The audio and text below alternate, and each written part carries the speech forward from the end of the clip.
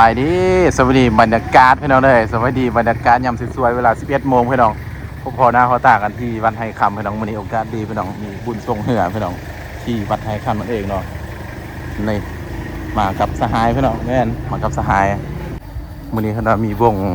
ดาวเนื้อลงมาไหนมีวงดาวเนื้อเด้บุหัวดาวเนื้อได้ดาวไตบุหัวพี่น้อง ดาวใจไปก่อนหูแล้วไปทำการพี่น้องโอ้ลงมาโซลูมก็คือขายเมียน่ะปูบอกปูเป่าพี่น้องสัตว์ปูเป่าเด้อสัตว์บักเบ่งพี่น้องนั่นแหละปีเขา3,000กีบพี่น้องปีฟักรถ10,000นะพี่น้องเด้อนั่นแหละแม่นปีฟักรถทางยังมากับพวกสหายพี่น้องไปเท่ามาด้านนี้ก็อาจจะมีคนในโซนด้านลุ่มเนาะดึบแสนสาวเบาแถวพี่น้องปีฟักรถฟักลาพี่น้องร้านยำกินตูกันเบิ่งบรรยากาศอีกด้านหนึ่งพี่น้องแม่น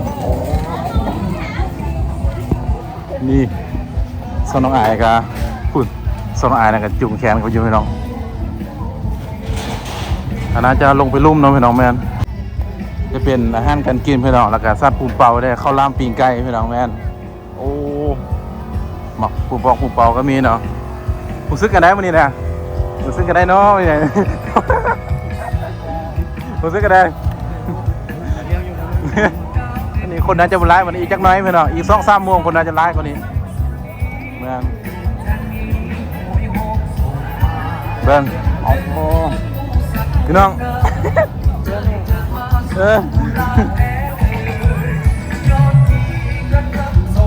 อ้ห่างเขาเนาะก็จะแมนห่างเขาเป็นของกำลังไล่กันเข้ามาด่านนั้นเนาะแมนแล้วก็ด่านนี้อีก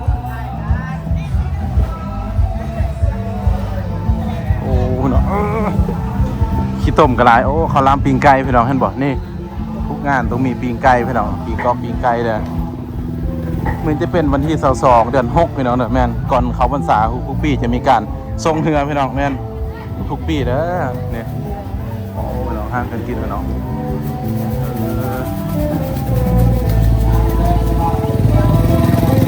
เขาไปด้านนั้นพี่น้องเนาะเขาไปบรรยากาศทำการสิเป็นอย่างไรแมนเถอะเขาไปเรื่องบรรยากาศเข้ามาเนี่ยตัวนั้นจะกดหลายนิดนึงแมน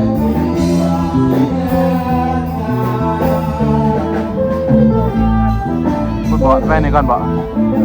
ก็แบบไปข้างนอกคือสิข้างเนาะเบิ่งพี่น้องโซนกันนะโซนกันพี่น้องแมนโอ้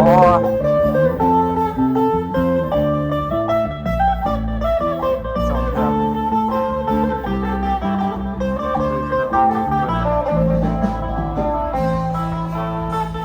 คนเริ่มไลฟ์เนาะ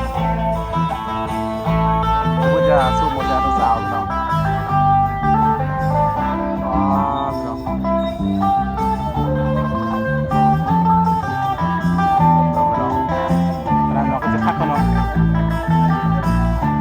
เห็นไหมเหรอเบิ้งให้เราเบิ้งบรรยากาศให้เราเริ่มไล่เลยเนาะแม่เคยไปนั่นเบิ้งทางกันเนาะเอาโบเห็นนะไปเนาะเบิ้งบรรยากาศเราเป็นยังไงโอ้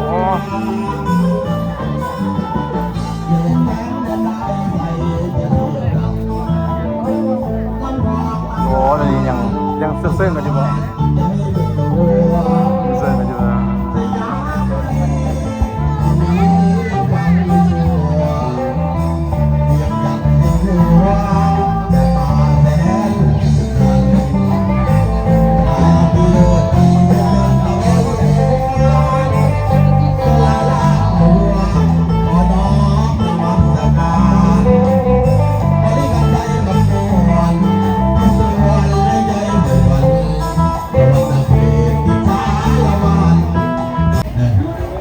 พี่น้องกองไฟปล่อยมาแล้วพี่น้องบุ้งเป็นคู่ได้ปล่อยมาแล้วบางที่หายมาพี่น้องว่าจะได้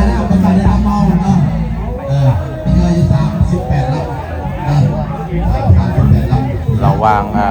เสื้อสีฟ้าพี่น้องกับเสื้อสีเขียวพี่น้องแม่น้องเป็นยังไงพี่น้องแม่หลังมางสีไทยกับมาพี่น้องแม่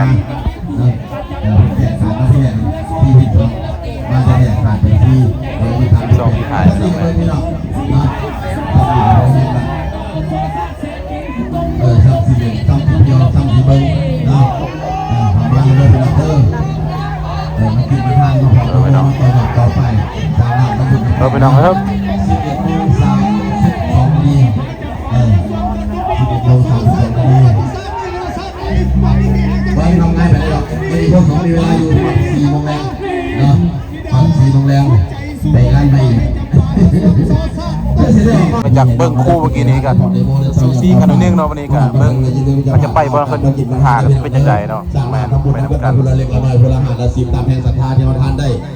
เป็นว่าคนเขานี่เกิดมาแล้วสินับเป็นบัตรแกนพี่น้องเอาคนทานเป็นพอรอดจะสิได้เพิ่มกุลนะพี่น้องเนาะ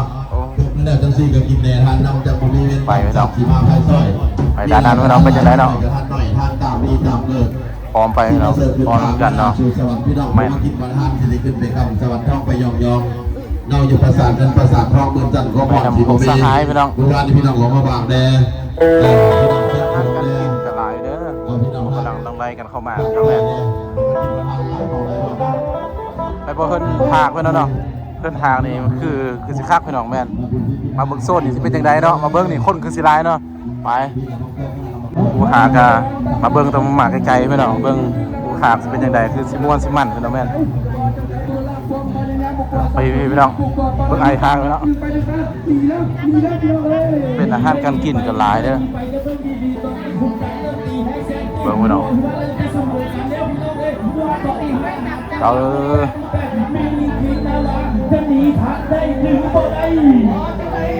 เบิ่งโซนทางพี่น้องเบิ่งกำลังมันพี่น้องซูซี่ก็มาอยู่ดูพ่อ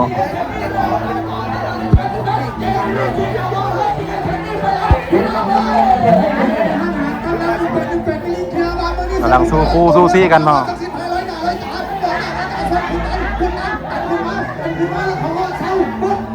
โอ้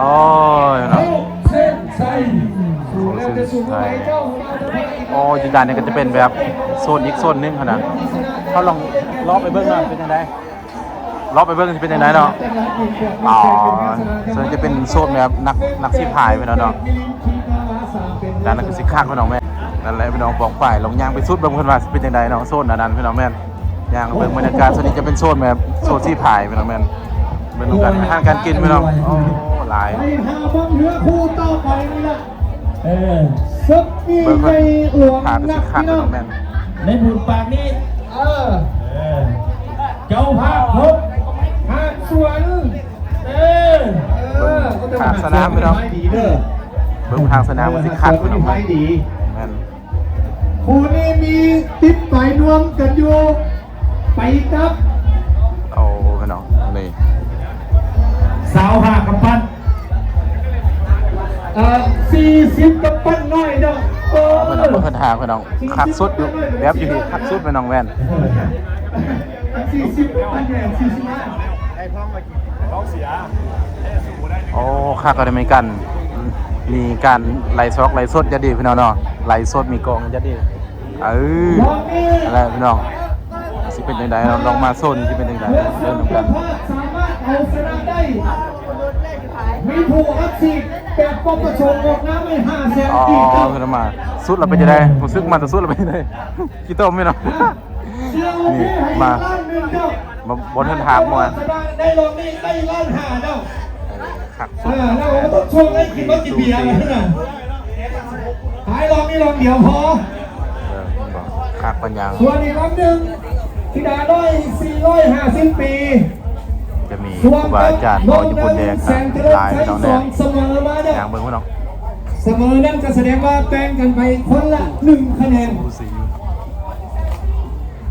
มีเนื้อเสมอแล้วเจ้าอีก1 บางคนตัวนี้จะมีของมีคันนั่งยัดดีไปหน่อยอยู่โซนอันนี้เบิ้งกันกันแมนโอ้ดีนะเจ้าโตโยพี่น้องลองที่3มาด้านนี้พี่น้องเดี๋ยวจะมีวงดนตรีเนาะมือแรกจะมีวงดนตรีอยู่โซนอันนี้พี่น้องตอนแรกพี่น้อง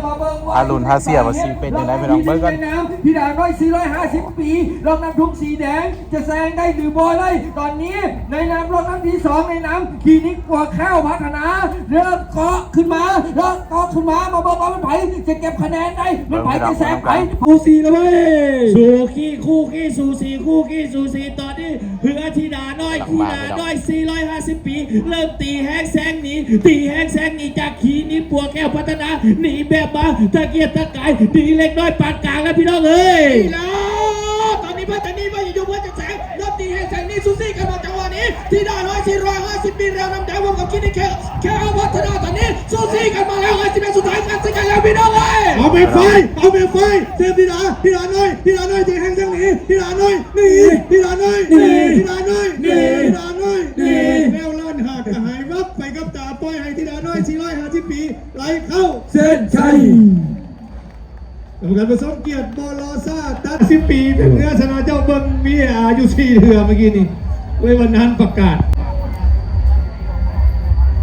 สอสมเด็จน้ำหนัก18มิลินคิงจากนครไก่สอนพรหมิหารออกปลอดภัยแล้วพี่น้องเอ้ยเอาจังได้มิลินคิงนะวอตั้งแล้วตีแฮแซงนี่จะทันเลยแล้วว่าทันว่าซอสมเด็จแฟมิลี่แล้วนะป้าเราตีแฮแซงนี่งัด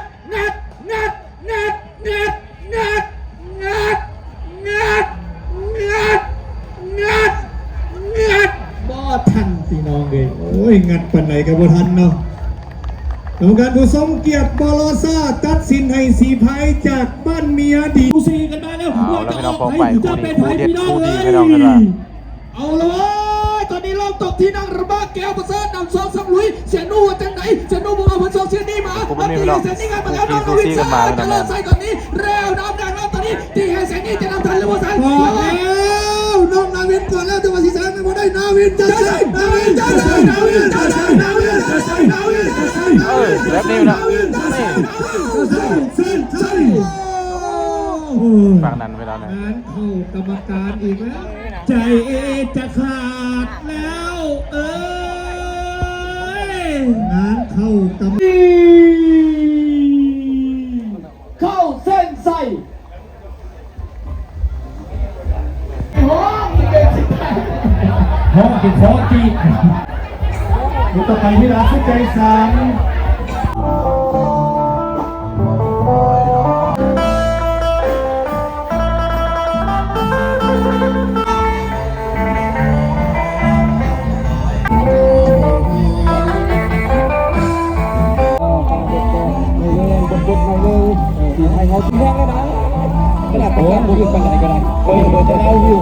เป็นผู้สาวหิวเขาพูดมาละอีกอยู่อีกอกอิ่มใจใครอยู่ใครรอด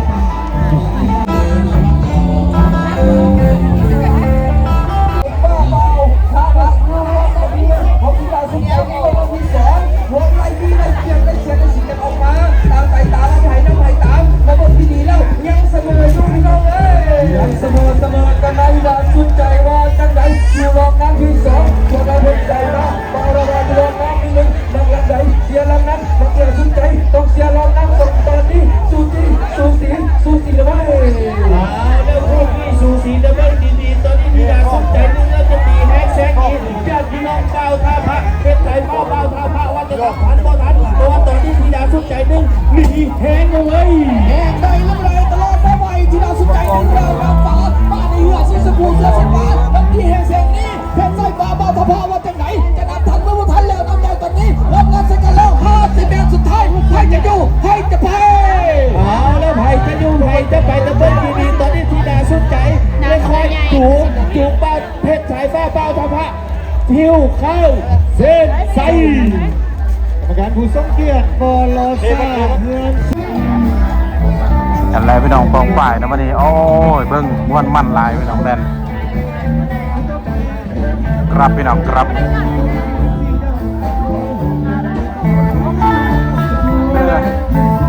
พี่น้องคนหลายเลยคนเขาแบบคนหลายเลยพี่น้องหลายคนเรา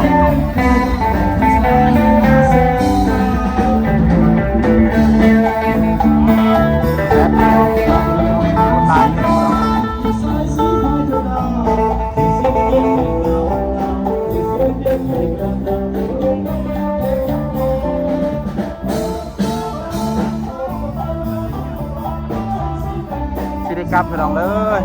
คนหลายอยู่ได้แม่นปีนี้ก็จัดใหญ่คนหลายเลยเนาะแม่น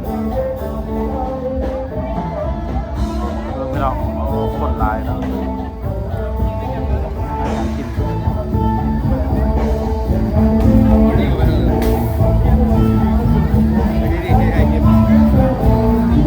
ไปเลยพี่น้องเบื้องบรรยากาศโซนด้านนี้พี่น้องด้านนี้แล้วก็ด้านนั้นด้านนั้นแล้วก็ด้านนี้พี่น้องคนเริ่มลายแล้วเมื่อกี้คนโบราณไปแล้วเมื่อกี้พี่น้องคนเริ่มลายแล้วมาเนี่ยอาหารการกินลาย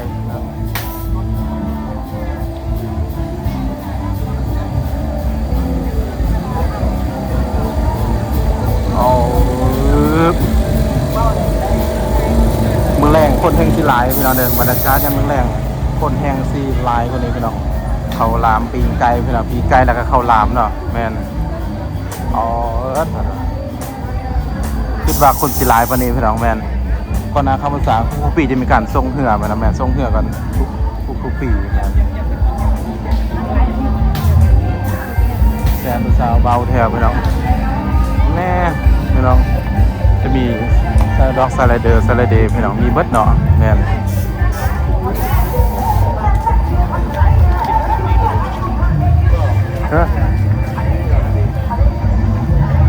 พี่น้องเขาลามปีงไก่ตรงมาแล้วพี่น้องคือหอมไปเด้เนาะหอมพะลามเด้ดูหน่อยควันกันนะของพะลามปีงไก่พี่น้องเอาเถอะหอมไปตามหอมแบบนี่คนคือเขาลายปกติพี่น้องเบิ่งไปเถอะลายพี่น้องคนลายเด้อพี่น้องเด้อปีหนึ่งมีเท่าเดียวบางคนก็อยากมาเลาะมาลิ้นมาแบบจะได้พี่น้องมาเบิ่งบรรยากาศพี่น้องบรรยากาศเนี่ย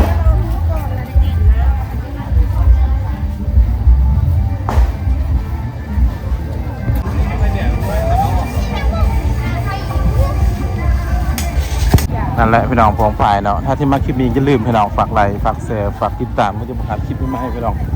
แม่นบรรยากาศปีหนึ่งมีเท่าเดียวพี่น้องเนาะทรงเหือกก่อนเขาพรรษาแม่ทุกปีใช่ไหมเนาะ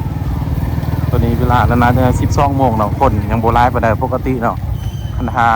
1 โมง 2 โมงนี่คนน่าจะร้ายกว่านี้แม่นหลาย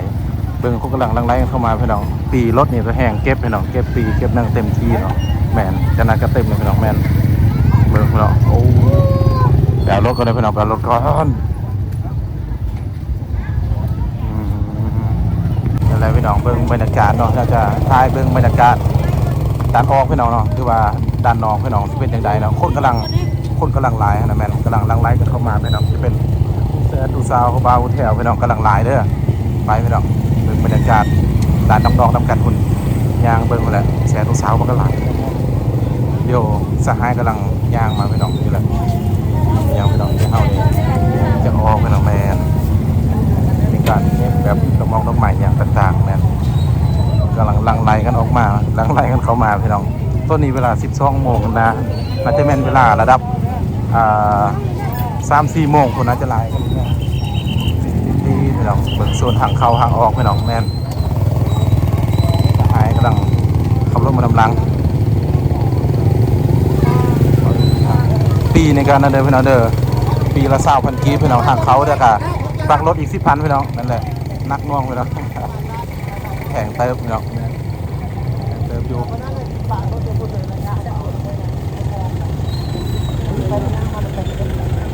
ขนาดโบโซ่แรงๆพี่น้องโซ่แรงๆคนน่าจะไล่ก็นี่แมนคนแห้งสิไล่ก็นี่จะเป็นโซนทางเขาเนาะทางเขาจะประมาณนี้พี่น้องแมนปุ๊บพี่น้องเพื่อนบอกจะมีเขาล่ามปีงกอกปีงไก่ปีงยังปีงยังกับปีงเนาะเบิร์ดพี่น้องคนลายวะทางกันกินเนาะที่เป็นโซนทางเขาเนาะคนพี่น้องไปเถอะอะไรพี่น้องไปก่อนพี่น้องบายพี่น้องไปกันเด้อบายพี่น้องไปก่อน